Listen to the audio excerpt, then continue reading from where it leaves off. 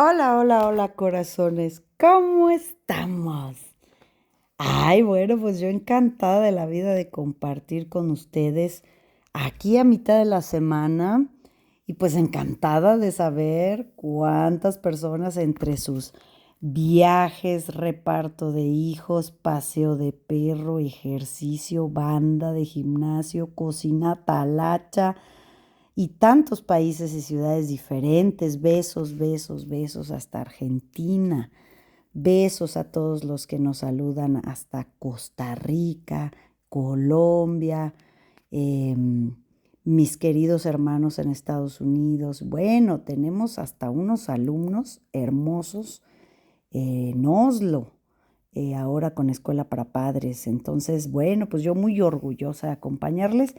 Y bueno, vamos a ver tradicionalmente este temazo para todos los terapeutas. Miren, yo no me acuerdo, fíjate qué curioso, no me acuerdo si yo he grabado anteriormente sobre este tema, seguramente que sí, porque antes, digo, yo creo que ya después de tantos años y de grabación de podcast, pues como que ya los alumnos y todo eso van agarrando la onda, pero al principio era tiro por viaje querer que recibiera a sus hijos adolescentes, a los niños. Hace muy recientemente tuve una consultita de 2 años de edad, 2 años, que es un bebé. Y obviamente esto es algo muy importante que debemos tomar en cuenta.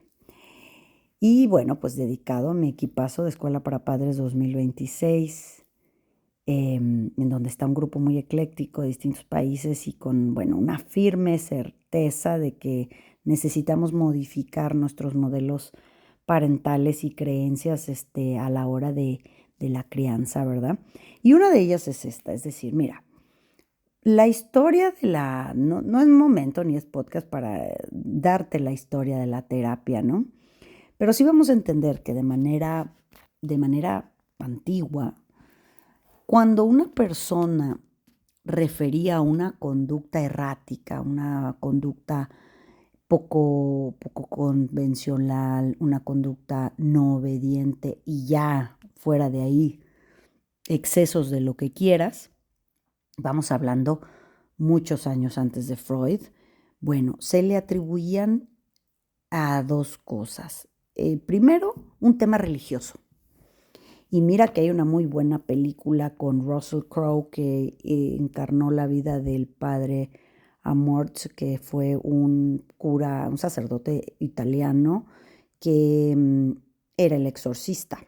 Creo que de hecho así se llama la película se llama El exorcista del Papa o algo así, porque escribió varios libros, varios tratados de demonología, sumamente inteligente este hombre.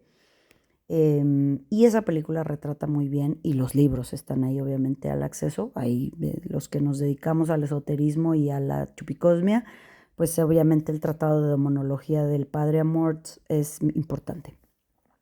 ¿Por qué? Porque ahí, te voy a decir por qué.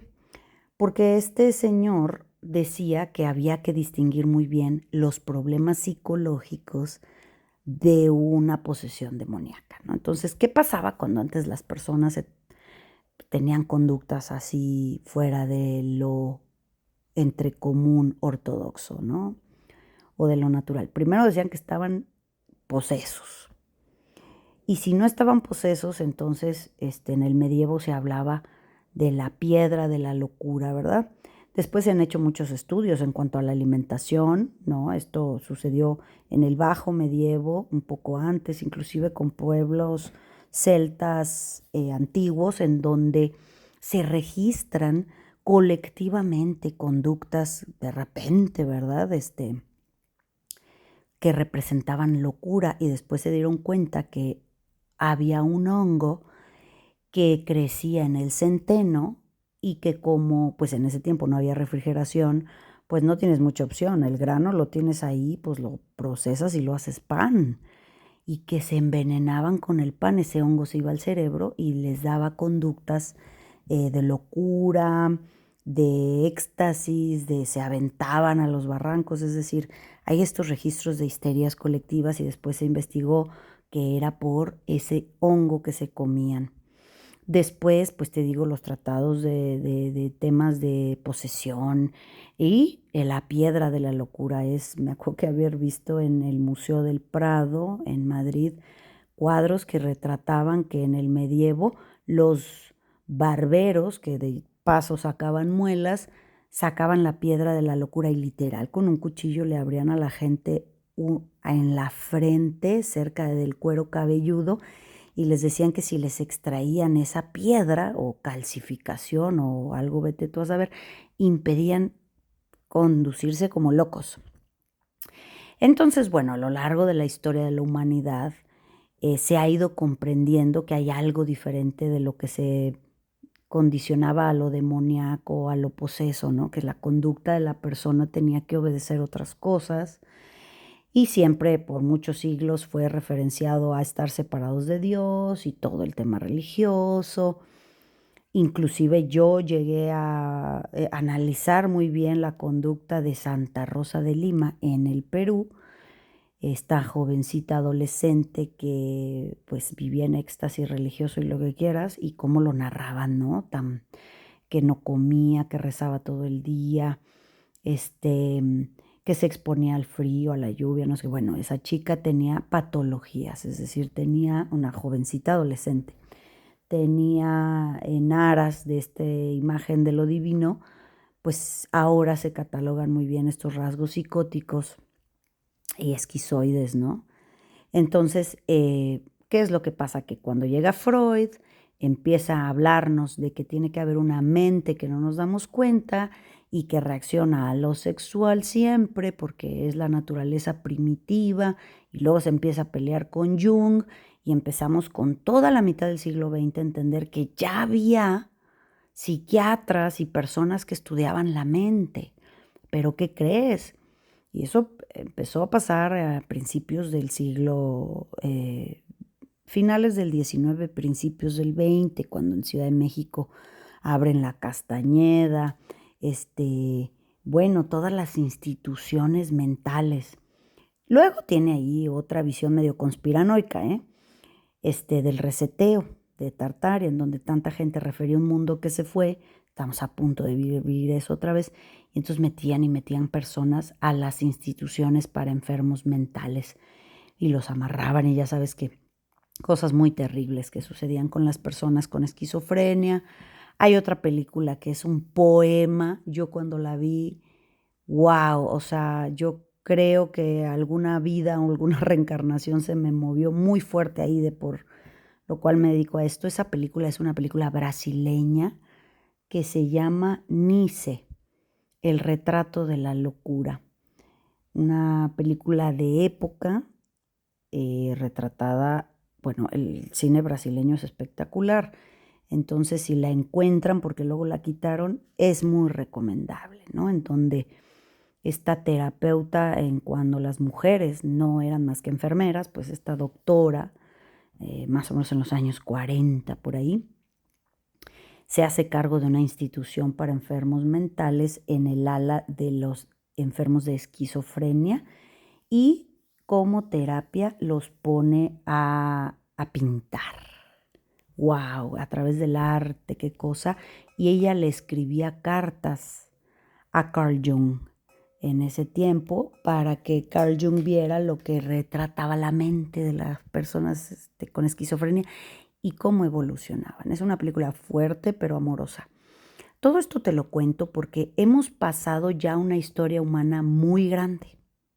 Hemos llegado a mediados y finales del siglo XX con las computadoras, con los software, con los electroencefalogramas, a entender el cerebro, grandes neurofisiólogos como el doctor Jacobo Grinberg.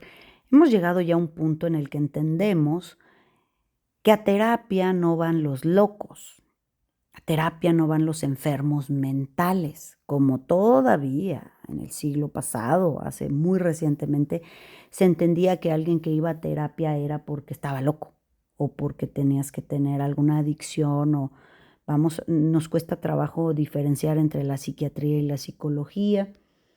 Y bueno, todo el tema, ya sabes, de los asesinos en serie y series que se han hecho. Entonces todo esto para contarte que allá al día de hoy hay tanto sustento, estudios, libros, tanta cosa que hay en las redes, tantas conferencias que hay, que ya entendemos que al final, corazón, es ese inconsciente del que tanto Freud, perdón, se encargó de explicarnos y Jung se encargó de pulirlo. Es un porcentaje inmenso de nosotros, realmente es el archivo más grande que tenemos versus nuestra mente consciente. Después llegó la epigenética, la neurociencia, y llegan y nos cuentan que nuestra información, como un software, no es solamente de esta persona, sino que tiene que ver con sus padres, con su familia, con sus abuelos, con sus bisabuelos y que aparte está demostrado. Quiere decir que cada generación o cada padres que tienen hijos, lo único que hacen es una extensión de el inconsciente familiar o del inconsciente colectivo o de lo que no se ha puesto en conciencia, no se ha visto, por eso es inconsciente, porque está por debajo y no se ve. Entonces, a mayor conciencia, menor repetición de patrones anteriores. Es decir, nosotros ¿para qué necesitamos repetir un drama? Pues porque todavía no lo ponemos en orden y en conciencia. Y entonces cada generación, repito, está demostrado que hereda el inconsciente familiar y el inconsciente colectivo al que pertenece ese grupo humano, esa familia. Entonces, ¿qué pasa? Que luego se vinieron el boom, sobre todo cuando empezaron los diagnósticos hacia los niños. TDA, medicamentos como Ritalin y como tantos otros, porque everything is business, you know.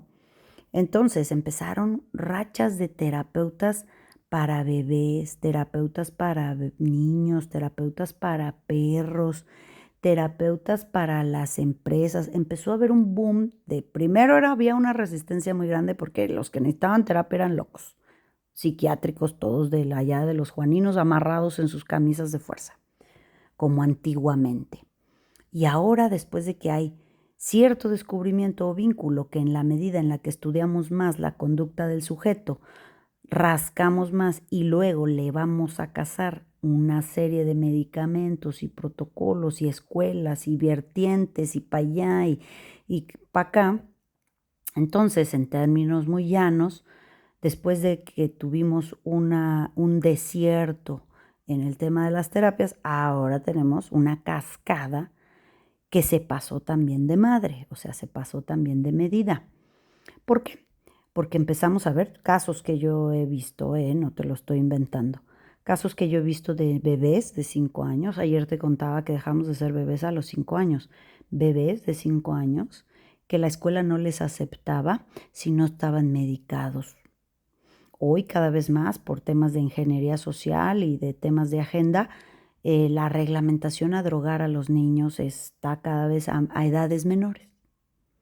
Y dicho sea de paso, no vamos a satanizar porque luego se echan a la yugular, pero hay que entender que esto está sostenido por el doctor Bruce Lipton en epigenética. Todos los medicamentos tienen efectos no secundarios, ¿verdad? Que todos dicen efectos secundarios del medicamento. No son efectos secundarios, son efectos directos. ¿Por qué? Porque al ser ingerido un producto, un químico en el cuerpo, pues se va a digerir por estómago, se va a asimilar por las paredes intestinales, se va a ir a la sangre. Yéndose a la sangre se fue absolutamente a todos los órganos. Se fue al corazón, se fue a los ojos, se fue a los dientes, se fue a las venas, se fue a las arterias, se fue a la vejiga. Por eso los medicamentos tienen efectos directos. Imagínate los medicamentos psiquiátricos que afectan la conducta y los químicos del cerebro. Pues claro que van a afectar muchas otras cosas. Y como efectos secundarios, pues podemos tener tendencias suicidas, no hay medicamento para la ansiedad. O sea, el cerebro lo que hacemos es dormirlo.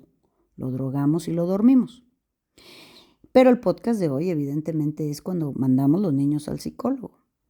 Es muy común que nuestra negación, resistencia, peleados con la pareja, peleados con la parentela política, ¿no? Claro, pues es que tu familia es la familia de los locos, de los borrachos, es la familia de las viejas neuróticas, es la familia de la gente con la que no se puede hablar. Es decir, en nuestras resistencias para aceptar la responsabilidad de lo que nos toca, miren que ya grabamos un podcast sobre cada quien su carga, ¿verdad? Pues hay que echarle la culpa al otro. Y lo primero es que los niños van a manifestar nada más una cosa, y eso es su ambiente. Y nos cuesta mucho trabajo y sobre todo en edad escolar entender que un niño nunca va a hacer o va a decir algo que no haya percibido en su casa o en su ambiente. Entonces, utilizando la lógica, pues lo vemos luego, ¿no? O sea, hay algo que sale mal, el niño es el que está mal, el niño es el que no come bien, el niño es el que roba, el niño es el que miente, el niño es el que está ansioso, el niño es el que no pone atención en la escuela, el niño es el que se le olvida todo y no pone atención, el niño tiene problemas de límites y temas de autoridad. Y todo eso pues va teniendo sus nombres, ¿verdad? Y sus combinaciones de diagnósticos. Claro, y yo de la forma más llana te comento, pues sí, pero en casa de quien vive, en casa de quien se cría. O sea, ese sujeto que está manifestando ciertas patologías o conductas, pues no vive en la escuela o no vive en otro lado, vive en la casa de uno. Y entonces es cuando ahí tenemos que aplicar el comprender que lo primero que queremos hacer es mandar a los niños a que arregles al niño. Es que el niño es el que no habla. Ah, el niño es el que hace esto. Sí, yo no digo que no haya muy buenas oportunidades de que tengan un acompañante o terapeuta, que a veces la terapia es el juego, a veces la terapia es nadar, a veces la terapia es brincar, gritar, bailar. Es decir, para un niño eso es todo lo que necesita. Necesita presencia. A veces hay muy buenos acompañantes o terapeutas de niños que les ayudan a que puedan manifestar, o sea, ahora sí que a que vomiten el alien que van a tener que arreglar sus padres de todos modos, porque el niño de nada sirve pulir y encerar una pieza de un coche que se va a anexar al sistema de una carcacha toda oxidada, porque al final va a regresar a la misma casa con la misma madre y con el mismo padre y con los mismos conflictos. Acuérdense que grabamos en la semana pasada en las tríadas, y no para que lo revises, cómo es que los hijos se hacen cargo del síntoma parental, ¿verdad? Y van a manifestar algo. Entonces yo te invito a que tomes la lógica de las cosas. No es que todos necesitamos de alguna manera un acompañamiento, pero que para los hijos la mejor medicina y el mejor orden y la mejor armonía y la mejor estructura de autoridad son los padres, porque de ahí salieron. De los padres toman todo más rápido que de un tercero. Pero los padres, al sentirse inhábiles, incapaces de criar, de educar, pues van y buscan para que alguien les críe a sus hijos. Miren, yo colas tengo, colas tuve en el pasado, de personas que querían que yo hiciera su trabajo. No, es que dile tú, pero la mamá eres tú. Hasta la última vez, me acuerdo que pues dejé de recibir adolescentes y me monté a recibir solamente mayores de edad.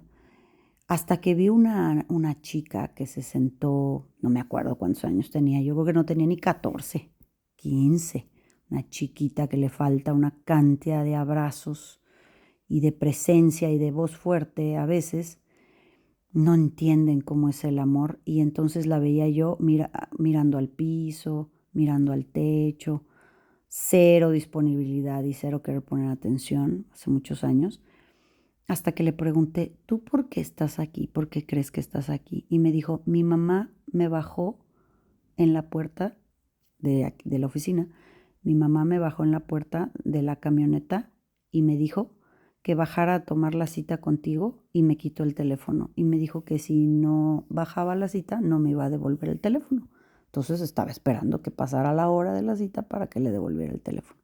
Y me dijo, es que eso hace, me lleva a lugares con personas, a que le den gotas, a que le den homeopatía, a que le den no sé qué, a que le pongan no sé cuántos, ¿no?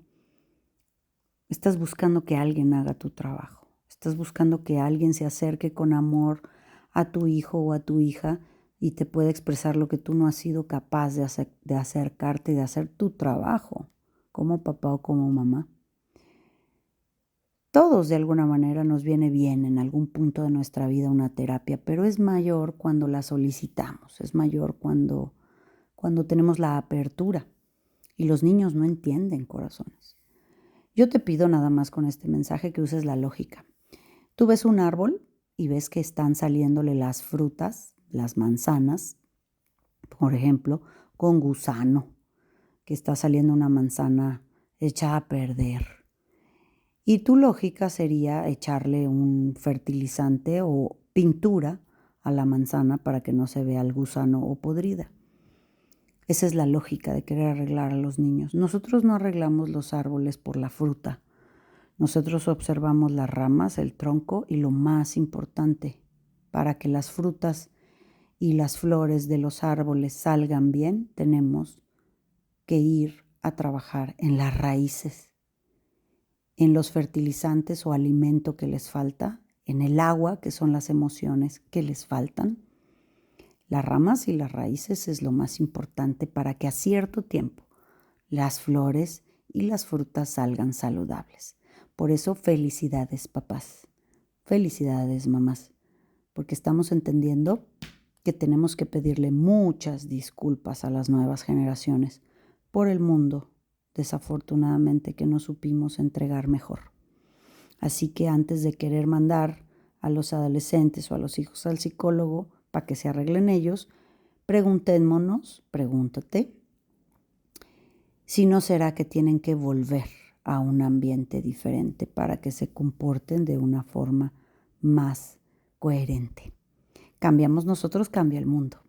Te dejo un beso y un abrazo grande, grande. ¿Qué te parece que le seguimos mañana?